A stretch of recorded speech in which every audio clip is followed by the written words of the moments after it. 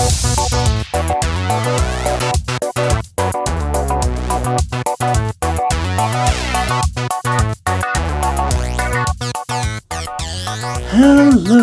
welcome to Alyssa Jean's Marvel Reviews. My name is Alyssa, and today I'm here to talk about Wandavision.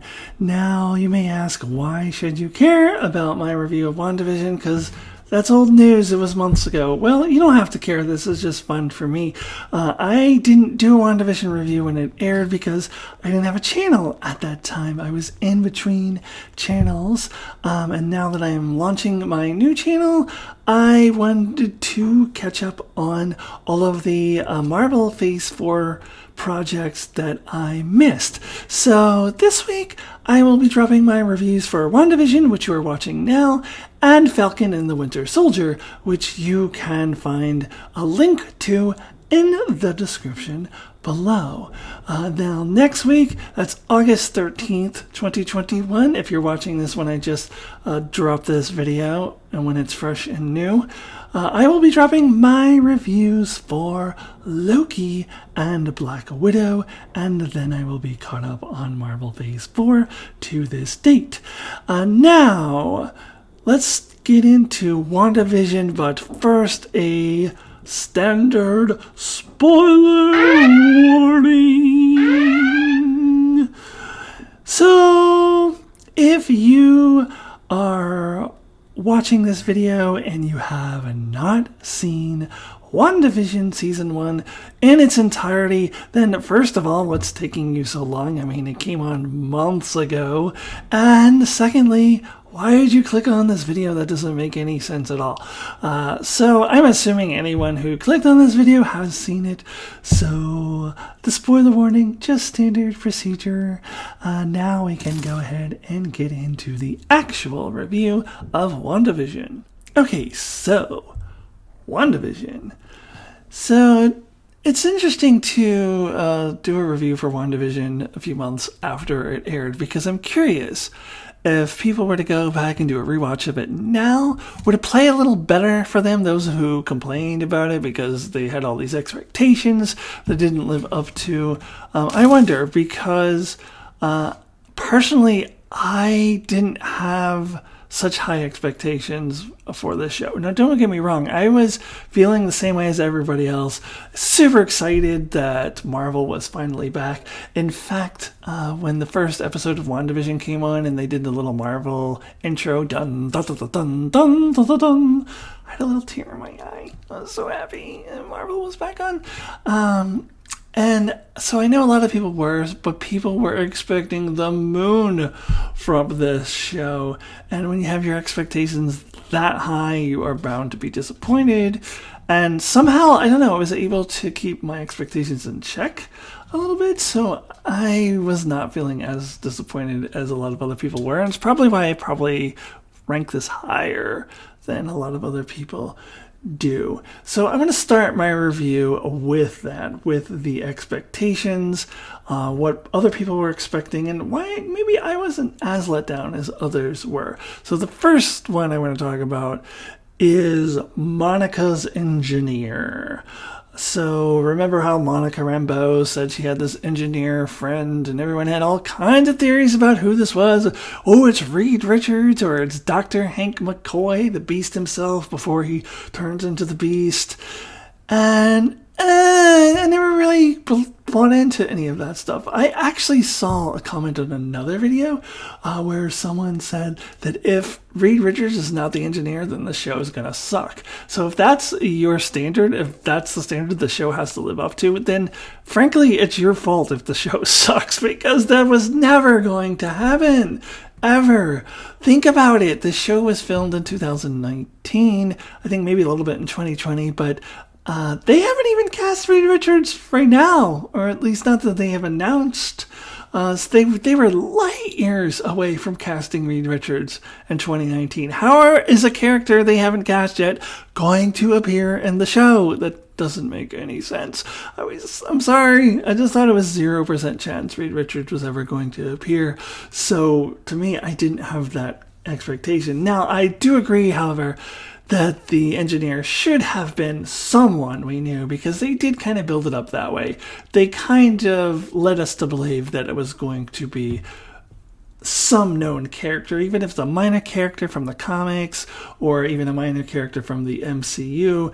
I did expect that, and I do think the show let us down in that way. But they never said it was going to be Reed Richards or anything insane like that, and I never ever thought that there was a chance that a character who is not even cast yet was going to appear. So that's just me. That's how I saw it. So I wasn't as let down by that one as maybe some others were.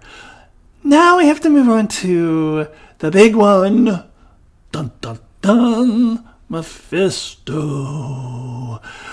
So I will admit that I actually thought that Mephisto was likely to appear in the show early on in the series while I was watching, and I thought by the end we'll probably see Mephisto, because there was all those devil references, the devil's in the details. That's not the only place he is, and the devil spawn about Wanda's children, which they are actually literally in the comics. So with all of that, I figured we probably were going to see Mephisto, but I wasn't betting the house on it. And then once we get to Agatha all along, I think it's pretty clear that Agatha Harkness is the primary antagonist for this season. So at that point, there's going to be no Mephisto. And why? I mean, why do you have to have Mephisto? Mephisto was probably going to be in the MCU at some point. But for me, he wasn't a requirement for my enjoyment of the show. I enjoyed it just fine with Agatha as the primary antagonist, and I'll get into Agatha a little bit later on. And of course, I can't talk about Big Expectations without talking about Mr. Ralph Boner. And I love how this has now turned into an expression. We got bonered. I saw people doing their Loki reviews saying, I hope we don't get bonered this time. I had a little different take on this because, honestly, I didn't want him to be the Quicksilver from the Fox universe. I was hoping there would be another explanation, because I just had watched all of the Fox X-Men in a rewatch. I watched them all in order, and by the end of it, let's be honest, it's a cluster. By the time you get to Dark Phoenix, it's just the whole universe is just a big mess. I mean, there is no continuity at all, and not just because of the time reset in Days of Future Past, but even after that, there's no continuity between those films. Like, it's a disaster. So I kind of want Kevin Feige to distance himself from those films, quite honestly, and just get a completely fresh start and not use any of those actors at all. I mean, maybe a Hugh Jackman, a little cameo in the Multiverse of Madness wouldn't be too bad. But for like a larger role, like what we saw this character having in this show, I don't want to see any Fox X-Men people at all. Like, let's separate ourselves from that.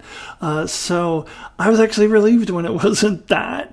And honestly, the line where he's like, boner, that made me laugh. I thought it was really funny. I know it really pissed a lot of people off. I feel ya. Like, I get you on this one. Like, you're expecting this to be Quicksilver or whatever, and he goes, boner. I can understand the disappointment there. I get you. I just didn't share it because I kind of didn't want it to be anyone from the Fox universe. Okay, now that I've talked about what didn't bother me as much as what bothered other people, I now want to turn to what actually made the show good, in my opinion. And I'm going to start first with the characters, because I'm a big character person. Like, I always look for good character stories in any fiction that I consume. And they did an excellent job with the characters in this show. And I will start with Wanda, of course.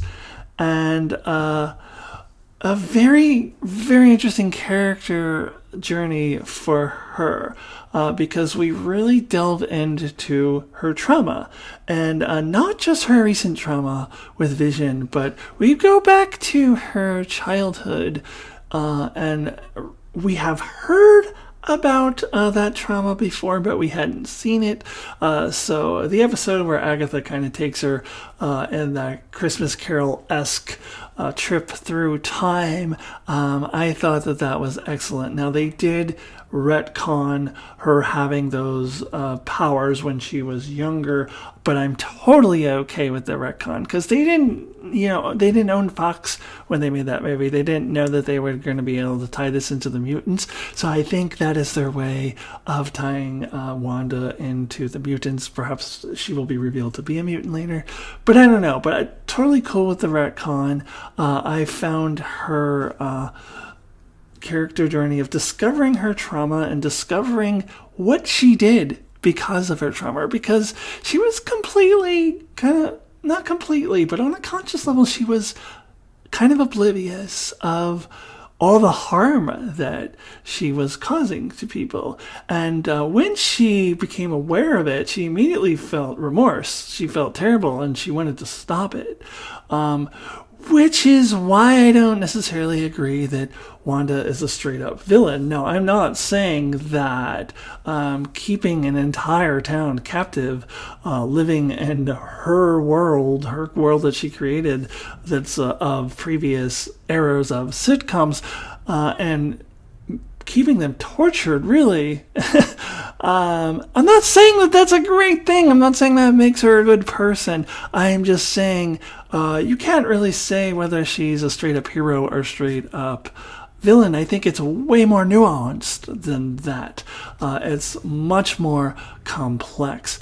Because Wanda's reaction of remorse just shows you right away that she is not on the same level as, say, even a Thanos. Even though Thanos thinks he's doing something good, he didn't really have a lot of remorse for what he did, or really any other villain that you can present in the MCU. I would have to say that Wanda is a little bit more nuanced than that. I think she wants to do the right thing. I just feel that her trauma led her to perhaps go in a little buck wild with her powers there and causing harm to other people. So it's a little more complicated. And I don't think Wanda is going to be the primary villain in Multiverse of Madness. I think she may act as a foil to Doctor Strange, at least at the beginning of the movie, but there is going to be another big bad above her. Absolutely, for sure. Now let's talk about our next character, who's also in the title, Vision. Now, Vision is interesting because there was 3 different versions of Vision in this show. There was the primary version that we saw throughout most of the show, which is actually the Hex version of Vision, that I will call him, that Wanda created him in the Hex. And then, of course, there's the White Vision that appears at the end. And then we have the original Vision, who we see in flashback form. And he, of course, has that amazing line. I wonder how many funerals there are going to be, or have already been, where someone's going to give a eulogy and use that line. That's such a great line. Of course, I'm referring to the line that, what is grief if not love persevering? Oh, so good. So it was great to see the original Vision reappear. But the main Vision that we followed, he also had a very interesting journey, because he clearly just loves Wanda, but he's also trying to figure out what is going wrong here. What is Wanda doing to people? And so following him as he pieces things together was very interesting. Now, the White Vision at the end, I didn't think that I was going to love that, but I did. I'm just kind of wondering when we're going to see him again. He just sort of he just flies off, and he apparently has the memories of the original Vision. Not his personality, I don't think, but the memory. So it would be interesting to see how this sort of more robotic version of Vision, who has the memories of the original Vision, is now going to react moving forward. So I am looking forward to seeing what the resolution of that's going to be. I don't know what movie that'll be in, but I'm sure it'll be somewhere down the line. Now let's talk about Miss Monica Rambeau. This is the debut of the adult version of Monica Rambeau. Of course, we met her as a child in Captain Marvel. And what a very strong debut for this character.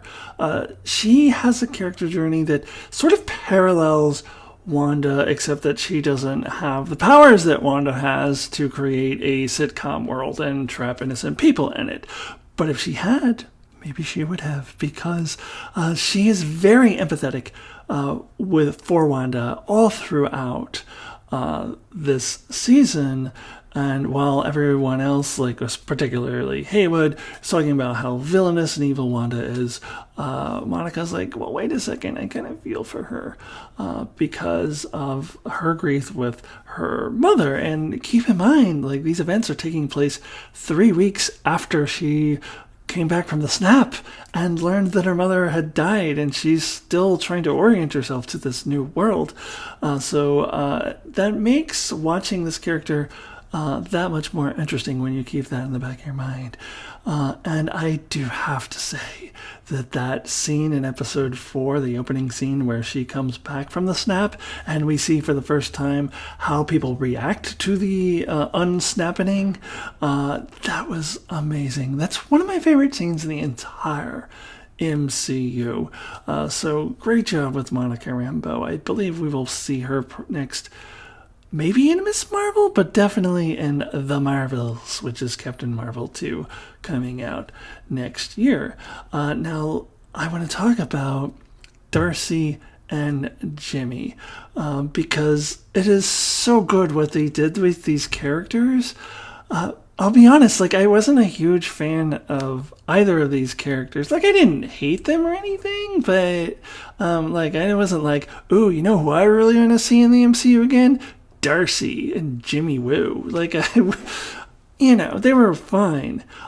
So what this show does with these characters is absolutely amazing. I love how they're able to drudge up these old characters who haven't been in the MCU, and Darcy hadn't been in it in like 10 years, and just drudge her up and throw her in there. And such great chemistry between these two characters, and then the trio of them and Monica Rambeau. Really awesome. And Darcy has some really great lines as well. And I like Jimmy Woo now. I didn't really like him all that much from Ant-Man and the Wasp, to be honest, but I really do like him. And unfortunately, Darcy does kind of disappear in the finale, but can't blame the show for that. Supposedly they had more scenes to film for her, but they were unable to because of COVID. So she just gets that one scene in the finale, which is a shame, but it is what it is. Last character I need to talk about is obviously Agatha Harkness. It was Agatha all along. Is that not like the greatest theme song of all time? Like, that was so good. I just found that song on YouTube after that aired and just played the song over and over again. That whole clip. It was so good. Now, I liked Agatha as an antagonist. She's a little over the top. She's definitely like, but I loved it. I thought that Catherine Hahn did an excellent job really hamming it up like that. And in the end, I think we're going to find that Agatha is probably going to end up being sort of a reluctant ally to Wanda. That's my theory anyways. And Wanda is not going to be a straight up a villain. I've already talked about that earlier. And I know a lot of people complain about the big scene in the end where she's squaring off against Wanda and they're floating in the air and all that stuff. I loved it personally. When Wanda reveals the runes, I thought that was a badass scene. Absolutely loved it. And Catherine Hahn, she killed it. She killed it. And she killed it not only as an actor, but that song. She's the one singing that song. It was so good. Anyways, let's move on to the thing that I have to talk about when talking about WandaVision that I haven't even mentioned yet. So it's kind of crazy that I've gone this long and haven't even mentioned the very unique format of the show, folding in sitcoms from different eras. And overall, I thought it was brilliant. I thought it was ingenious. I grew up on a lot of those sitcoms, not so much the 50s and 60s. I watched the 50s and 60s ones when I was a kid, but didn't really like them that much. I was much more into the 70s and 80s and a little bit of the early 90s stuff as well. And so for me, they did the nostalgia well. They did a really good job with it. My nitpick on this would be the way that it was presented. I think I am with a lot of people when I thought that it started off pretty slowly. They dropped the first 2 episodes, of course, at once, and those were the 50s and 60s sitcoms episodes, and we're completely immersed in the sitcom world. We don't see what is actually going on. So we go through 1 week of 2 episodes and we don't see what really is happening. And then we come back in the second week and we get episode 3 and we still don't know what is really happening. So it's just kind of like, come on. So I think what they could have done differently is, one, they could have aired the 3 sitcom-only episodes together. So instead of only doing 2 episodes the first week, they could have done all 3. So then when we come back in week 2, now we get to see what's really going on here when we get into episode 4. That would be one way to do it. Or just simply start introducing us to the real world before episode 3, like do it a little earlier in the series. So that would be my one complaint on that. But other than that, like, I thought that they used this sitcom format brilliantly with the characters, and it was a way to reflect on Wanda's trauma. Now, commercials, I'm not going to get too much into the commercials, but those were very interesting, and trying to figure out how they relate to the trauma that Wanda is going through in that particular episode. Now, I've heard that supposedly those are commercials created by Doctor Strange to give him messages to Wanda. I don't know if that's been confirmed or not, but that's what I heard. So, I don't know. We shall see. Alright, so now we get to the part of the video where I will give my rating for WandaVision overall. Out of 10, so 1 is the lowest possible score. That's something that's really, really bad. 10 is the highest possible score. That is near perfection. So out of 10, my rating for WandaVision Season 1 is a 9. I absolutely loved this show. Other than the slow start with the sitcoms, I thought it was pretty close to perfect, but you know, I wasn't as disappointed in some things as other people were, so I understand that. That's totally cool. But I really thoroughly enjoyed this show, so at this point it is my second favorite of the Phase 4 projects. If you want to see which one is my absolute favorite, well, you gotta check out my channel. Please like and subscribe. As I mentioned earlier, click on the link in the description below to see my review for Falcon and Winter Soldier. Also, check out all the other content on my channel: Star Trek, Star Wars, and of course, I've got to talk about my transition, so I have videos about that as well. So please like and subscribe, follow me on Facebook, and all of that stuff. and I shall see you next time.